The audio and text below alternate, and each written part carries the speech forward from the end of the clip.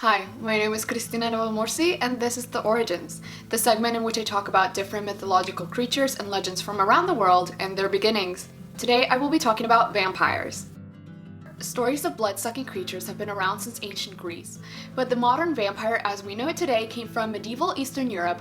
The characteristics associated with vampires, such as sensitivity to the sun and a sudden urge to bite others, actually came from medieval societies not understanding symptoms of diseases such as tuberculosis and rabies. In fact, when people became very ill with these diseases, many doctors would misdiagnose them as being dead. So when these dead people miraculously recovered and came back to life, people believed that they were undead monsters. As the vampire hysteria continued to spread throughout Europe during the 18th and 19th centuries, many European Gothic writers would incorporate this supernatural creature into their works of literature.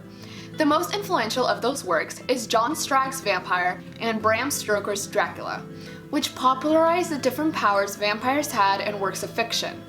It wasn't until the middle of the 20th century where there was a shift from portraying vampires as evil and horrible monsters to creatures with more human-like characteristics, making them the unlikely heroes of our stories. Works such as Dark Shadows and Interview with a Vampire made vampires more likable and relatable to audiences everywhere.